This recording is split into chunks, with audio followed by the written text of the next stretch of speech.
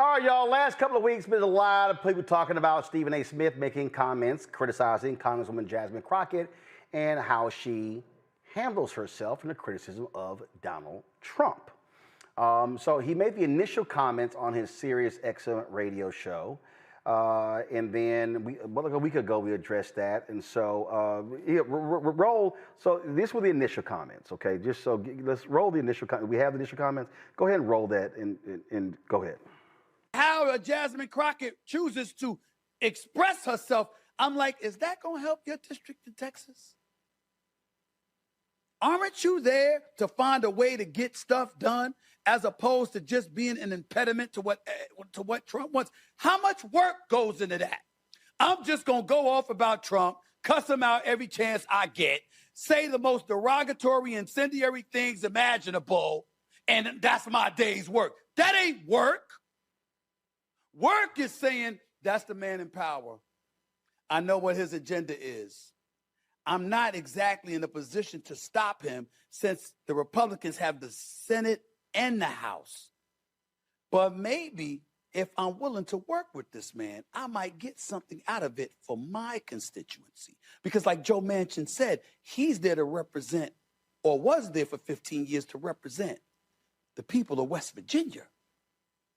She's supposed to be there to represent the people of Texas. I don't know. Maybe that just sounds ignorant because it's so simple. But it ain't that damn complicated. We make it complicated.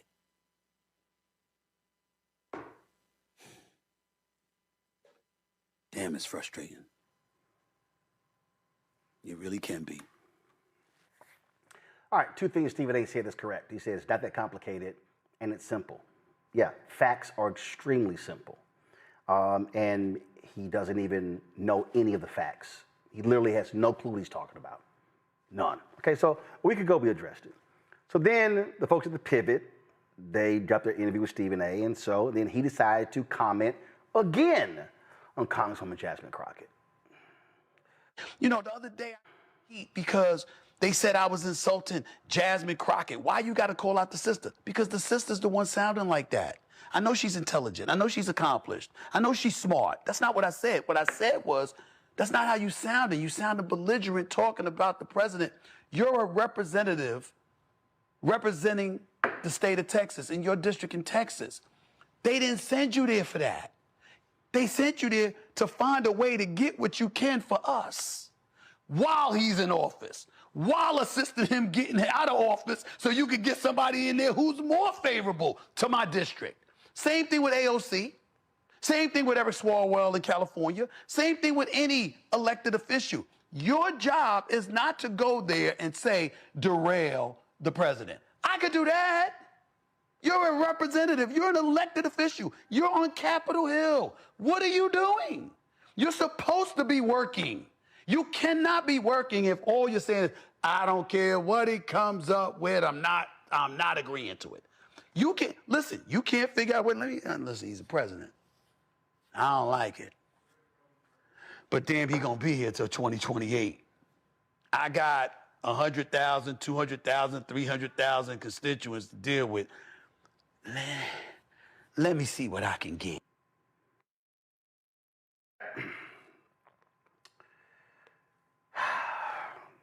All right, this weekend, before I get into it, a lot of people have been ripping Stephen A. for his comments. Tamika Mallory, co-founder of Until Freedom, she said this here. She said, black men have a question. I see a lot of great commentary from many of you on Stephen A. Smith's ignorant statements from time and time again. This time he disrespected a powerful black woman who's putting her life in danger, fighting for us. At what point will you all lead the charge to turn him off? Then Bakari Sellers made some comments, and then Stephen A. took offense to that. And here's just some of what Bakari said. What Bakari Sellers needs to recognize is, why don't you tell what the truth is? Why don't you speak about the level of resentment that you really, really have? That the American people are more willing to listen to somebody like me or the others that you mentioned rather than you, who's been doing this for years, out of South Carolina and then some. Nobody care what you... So that's a whole bunch of nonsense back and forth. And then I know what it is. I only want to show a little bit. So then Bakari speaks. Usually I ascribe to the notion that you don't roll around with pigs because you both get muddy and the pig likes it, or you never argue with fools because people who are watching can't tell the difference. But I thought it was necessary just for me to respond and be extremely clear about my issue. And Stephen, is this. I utilize words like charlatan because you use your platform, one that you've grown with great success, a very large platform that people listen to. But you use your platform to tear down the people who are actually in our communities doing the work. That is all right, so you can go to social media, you look at Bakhar's full response, okay? See, but I'm not getting to the name calling and getting all this sort of back and forth. I deal in facts. And this is what I've said. I've said this to Stephen A. himself, that Stephen A., you need to deal in facts. If you're going to get out here and start saying stuff, at least be factual. So in the pivot clip, he talked about that Congresswoman Jasmine Crockett was there to represent Texas. No, he's wrong. Congresswoman Jasmine Crockett represents the 30th Congressional District. That's just the district. Now, in the same comment, Stephen A. said that Jasmine Crockett said that Jasmine Crockett represents 100, 200,000, 300,000 people. No, Stephen A., you're wrong. Go to my iPad. This is literally from her site about the Congresswoman. Home to over 750,000 North Texans, Texas's 30th Congressional District is a vibrant community in the heart of the Dallas-Fort Worth Metroplex, featuring both Dallas and Tarrant counties. Stephen A., you said 100, 200, 300,000. No, it's 750,000. Stephen A., if you know anything about politics, you will know that congressional districts are portioned to be about the same size. There are 435 congressional districts, about similar populations. Some have a little bit more people, some have fewer, but it's about the same. They are portioned that way for a reason. So then you're wrong. Then you said that, well, you know, all she does is sit here and all she does is just complain about Trump and she's not doing any work, and I don't know what she's doing, and that's what you said, Stephen A. I mean, that's what you said, and it's kind of right here on the website. See, this is why research matters. See, you can pop off and run your mouth and just be loud. And I find it interesting you're criticizing her for the exact same thing that you do on First Take every day. But she also has facts in here. So this is literally right here. It's literally right here. It lays out what she did in the state legislature. It lays out, boom, she was elected as freshman leadership in the 19th. She's appointed the vice-ranking member of the House Oversight Committee. She serves on the House Judiciary Committee. She's appointed the Communications Task Force co-chair for the Democratic Women's Caucus. I mean, it literally lays out what she does. And so then Stephen A. makes this comment about how she's wrong, and she's wrong, and she's wrong about this, and she's just popping off, and that's not what he sent her for. Let me ask you a question, Stephen A. Are you a voter in the 30th Congressional District of Texas? I know who he is, Stephen A. Yep. My homestead in Texas resides in the 30th Congressional District. I am a voter. So when you go on the Pivot and your Sirius XM radio show and CNN and News Nation, and here's the deal, I don't care. Go all those shows. When you go on all those shows and you say what the voters of the 30th Congressional District did not send Jasmine Crockett to do, how do you know that when you aren't one of them? I am. And the fact of the matter is, Stephen A., voters of the 3rd Congressional District did send Jasmine Crockett to fight MAGA. We did send Jasmine Crockett to fight for the voters. We did send Jasmine Crockett to fight the agenda. Now it's very interesting when you go on television and you sit here and proclaim what the voters of District 30. Okay, Stephen A., this is a fact. This is the results from the November 2024 election. Jasmine Crockett received 84.9% of the votes cast, Stephen A. Where I come from, Stephen A., that's called a resounding victory. When more than 200,000 votes are cast, more than 239,000 votes are cast, and Crockett got 197,650 of them. So it's pretty arrogant of you to say what the voters of the 30th Congressional District did not send her to do when she's doing exactly what the voters sent her to do. So then, Stephen A., you go on and you start talking about how, how she has to work with Trump. Not really, Stephen A.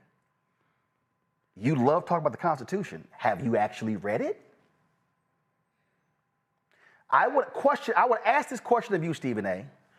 Do you know how money is appropriated in the United States? It doesn't start at that building that's 2 blocks from me right now, 1600 Pennsylvania Avenue. Stephen A., let me help you out. The president presents a budget. Congress is under no obligation, Stephen A., to respond to the president's budget. Do you know why? Go to my iPad, Anthony. It is called the Appropriations Clause, Stephen A. In the United States Constitution, Stephen A., it states that anything dealing with money must originate in the U.S. House of Representatives. The U.S. House, not the White House. So when you go on and on and on talking about how she got to work with this man, no, she doesn't, Stephen A., because he doesn't appropriate money. The House does. And when a bill passes the House, Stephen A., it goes to the Senate. And then the Senate could very well pass their own bill. And if they do, the Senate and the House go into conference. They have to reconcile the bills. Once they reconcile the bills, the House revotes, the Senate revotes, and if passed, it goes to the president for a signature. Now, Stephen A., you said that she needs to work with him. You don't know jack about how things work in the House, Stephen A. You said, oh my God, she got to work with him. Okay, that's interesting. Here's an actual letter. See, what I did, Stephen A., was instead of running my mouth, I actually called. I did research. And this is a letter that was sent May 11th, 2023. This was under Biden. And this is a bipartisan effort between Republicans and Democrats to deal with a particular project in Texas. It's dealing with ARPA-H. Look at this. We write to express our strong support in the selection of Texas as ARPA-H's customer experience hub, with Pegasus Park in Dallas serving as the site for physical office space. This right here, Stephen A., is a bipartisan effort. Oh, Stephen, do you see that? That's the signature of Jasmine Crockett. On the right side is the signature of Kay Granger, unfortunately, who has dementia now, no longer a member of Congress. See, Stephen A., the reason I'm quite familiar with Kay Granger, because I covered City Hall in Fort Worth when she was the mayor. And so here's an effort where Jasmine Crockett worked with a Republican from Tarrant County, Texas, to secure this project. That's called working across the aisle. Operative word there, Stephen A., is working. You question, she's just there running her mouth. March 6, 2024 press release. Crockett secures $10.4 million for local projects in first package of government funding for fiscal year 2024. Representative Crockett championed funding for 11 projects that would directly benefit Texas's 30th congressional district under this bill. They include $600,000 for the Bonton Farms Bayer Resource Center, $959,000 for the city of Lancaster for wastewater improvement projects, $500,000 for the University of North Texas at Dallas College of Law, $850,000 for Fair Park First Development for the community park at Fair Park, $850,000 for the city of Grand Prairie for expansion of Lake Ridge Bridge, $1.6 million to the city of DeSoto for Hampton Road redevelopment, $500,000 to Texas Trust for public land for Judge Charles R. Rose Community Park, $2.5 million to the city of Dallas for enhancements to the Martin Luther King Jr. Community Center, $850,000 for renovation of Park South Family YMCA, $200,000 for technical improvements at DeSoto Regional Jail, $1 million to the city of Cedar Hill for U.S. Highway 67 Tidwell Bridge and intersection improvements. That, Stephen A., was for fiscal year 2024. Now, I'm sure you're watching, Stephen A., you're probably saying to me, before I go to that one, let me just also add to this. There was another story here. It was a Dallas Morning News story. Let me see if I can pull it up here, where Representative Crockett let me go ahead and give me 1 second, because I do want to show this here. Because again, when you go on podcasts and you claim that all she does is run her mouth and she doesn't do any work, then when you have receipts showing the work, it's kind of like exposes you literally don't know what you're talking about. And there was another where she worked with, I'm going to look at it this way. Right here, this is March 15, 2024. Crockett already announced $80 million investment to connect Dallas neighborhoods through bipartisan infrastructure law. That was a bill under Biden-Harris. They got $80 million. Now, again, Stephen, you're probably sitting there saying, well, okay, Roland, that's fine because it's under Biden. Well, Stephen, you may not be aware, but that was an appropriation bill that Congress was going to vote for. And Trump ordered them not to vote for it. So what does that mean? That means that the projects that were supposed to happen didn't get funded. So what has happened in 2025? Well, Stephen A., there's a government shutdown right now. Why is there a government shutdown? Because it's a continuing resolution. And a continuing resolution means let's continue to vote to keep things as they are. No new projects. See, one of the things that, again, this is what happens, Stephen A., when you don't know shit about how government works. Members of Congress get to submit in the appropriations bill multiple projects. And what happens is, when they're going through the budget process, members of Congress get to submit the proposals. Now, again, this is why you got to be careful, Stephen A., when you're just running your mouth and you don't know jack about politics. Go to my iPad, Anthony.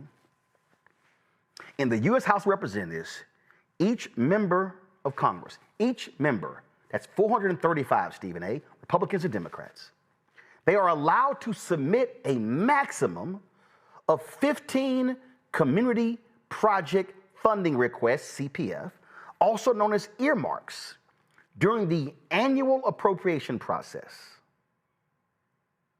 While this is a common limit for House members, the rules for congressionally directed spending in the Senate are different. What does it say right here? Each member is capped at 16. Funding was available only to state and local governments and certain nonprofit organizations. All submitted requests are required to be posted publicly on the member's website. And it details all these different things. Well, Stephen A., the problem is the House hasn't voted on the appropriations bill. That's what the continuing resolution. See, the reason we're in a government shutdown because the Republicans want to pass a CR, a continuing resolution, to fund the government as is until November 21st, so they can eventually actually pass an appropriations bill. So when you say she's just popping off criticizing Trump, well, Stephen A., the Republicans, Speaker Mike Johnson, has had the Democrats for 72 of the last 84 days not in session. Okay. So when you say, how many bills has the House passed in 2025?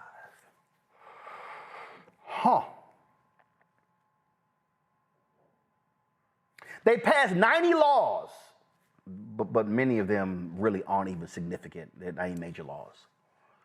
So, Stephen A., when you say she needs to be working, well, it's kind of hard, Stephen A., to work, meaning pass bills, when the Republicans can't even pass bills because they in a recession. And so, you remember, you sit on congressional committees. You do congressional work. Those things actually happen. We have a segment here called the Crockett Chronicles, where we often will show her speaking on the committees that she actually sits on. That's actually called work. Oh, so your argument, Stephen A., is that Congresswoman Jasmine Crockett should be watching her tone and what she's saying, because she needs to watch how she talks, because she's got to work with this man to get stuff for her district. I've already explained to you, Stephen A., that every member, regardless of whether you're Republican or Democrat, you get a maximum of 15 requests. Oh, okay. So allow me to show you some evidence, Stephen A., of what happens when you are a Republican. Can y'all pull the Nancy Mace story up? Do y'all have that? Do I need to pull it up? Okay. So, Nancy Mace rips Biden infrastructure bill. Let me show you this here, Stephen A. Nancy Mace is a Republican out of South Carolina. Nancy Mace ripped it as socialist. She called it, she trashed Biden. She did all this sort of stuff. I mean, she dogged Biden all the time. And man, she was just Oh my God, it was just going on and on. Oh, Senator Tommy Tuberville, Stephen A., was just dogging Biden. This is just spending too much money. He was just going on and on and on. They were trashing Biden, Harris, left and right. But what happened, Stephen A., when the bill passed? Because Democrats had votes and Biden signed it. What happened? Go to my iPad, Anthony. GOP celebrates vital infrastructure investments they voted against. So, Stephen A., the very same people who badmouthed, dogged Biden, Harris, said this was socialism, said it was wasteful spending, they just said all kind of stuff. Oh my God, they start taking credit for the money.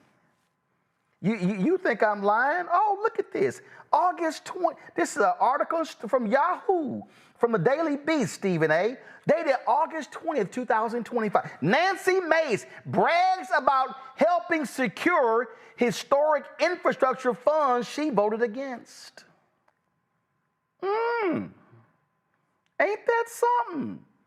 On Newsmax, she talked about her ties to Trump, her record of delivering for South Carolinians, but she voted against the bill, Stephen A. Here's a photo of Biden signing the law. So, I'm just curious, Stephen A. Did you call out Nancy Mace for her tone trashing Biden? Did you call out Tuberville for his tone trashing Biden? Did you call out Jim Jordan for his tone? Did you call out Randy Fine? Did you call out Matt Gaetz? Did you call out any Republican? I mean, my God, we got the video. We got tons of videos, Stephen A. Did you call out any of these Republicans and tell them you should watch your tone? Your job is to fight for your constituents. Your job is to bring things back. You shouldn't be saying these things. You shouldn't be saying that your agenda is to stop Biden, because that's what they said. I recall McConnell saying it, Thune saying it. I can recall numerous, Mike Johnson, Kevin McCarthy. We can go on. I can recall so many Republicans trashing Biden, Harris left and right, calling them communists, socialists, Marxists, running the country into the ground financially. Yet when the bill passed, because Biden picked up 13 Republican votes, they took credit. Do y'all have that Biden soundbite?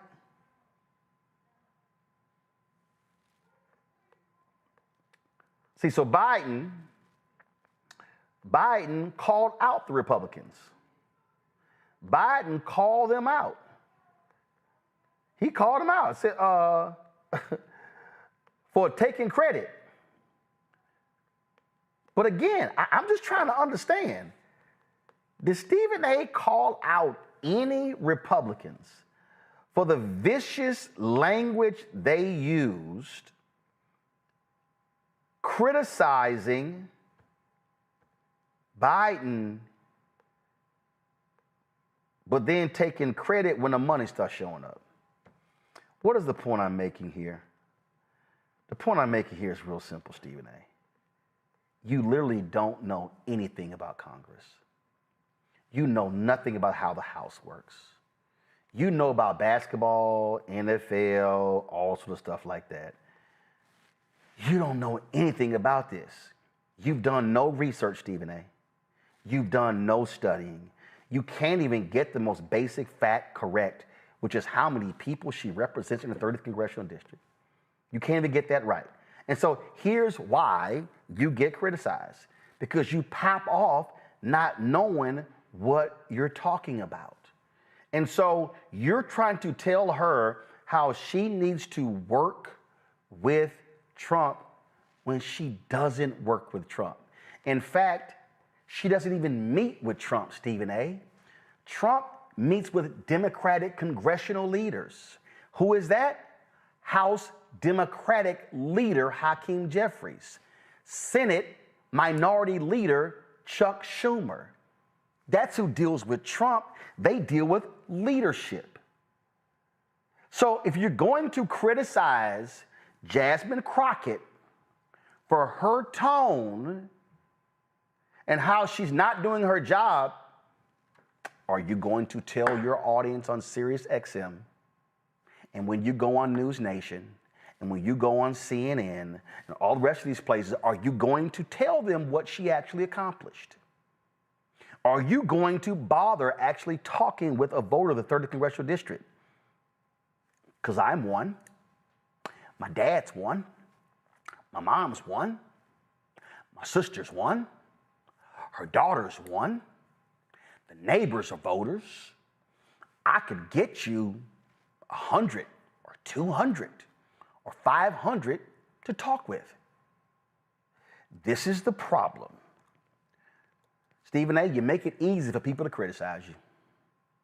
And look, we cool. You can text me, I can text you, we can talk, we can communicate. I'm fine with all that. You can give your opinion. You can say, Crockett, her tone is wrong. But I better hear you calling Republicans out. But let's say you don't even do that. That's all. Fine. You can criticize Jasmine Crockett all you want to. But bro, you gotta get your facts straight.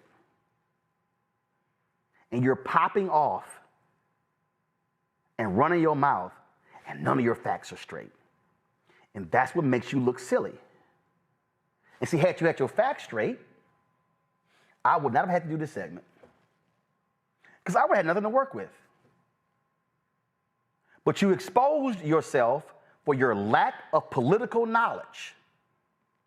And what's happening is these television bookers are putting you on because you are in quote mode.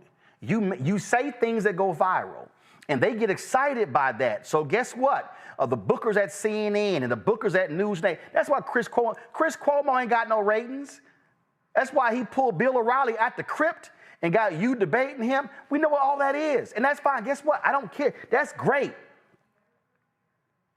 But bro, just do this. If you go on TV, and let me be real clear, when I did First Take 2 or 3 times, when I sat in for Michael Smith on His and Hers, I studied. I didn't come on the air just saying whatever. I brought facts about sports. So if I can do some studying about sports and speak from a factual base, bruh, you need to do the exact same thing. Talk about politics. Because if you don't, you're going to get dismissed as a blowhard. And I know you don't want to be seen as just somebody who's full of hot air. Ain't no facts backing them up. So do better before you start giving political advice. Call some people. Do some research. But stop saying stuff as factually incorrect. Hello, I'm Isaac Hayes III, founder and CEO of Fanbase, and I'm here with a very important message. We are at a turning point in the Black community where we must have equity in the apps we use that scale to billions of dollars. But this time, we own the infrastructure, we own the culture, and we shape the future. And Fanbase is the future. Fanbase combines the free functionality of Instagram, TikTok, and YouTube into an all-in-one platform built for the evolution of social media and monetization. With over 1.4 million users, that's real proof that we are shifting the conversation of tech ownership and equity for creators. So right now, I want you to go to startengine.com/fanbase and invest today. The minimum to invest is $399. That gets you 60 shares of stock in Fanbase at $665 a share. This marks a turning point in Black ownership of social media. If we don't take this opportunity to own social media right now, we will always be customers to our own creations. And that can't go on. So once again, go to startengine.com/fanbase and invest today. We must own the platforms where our voices live, our stories matter, and where our culture drives the world. Thank you.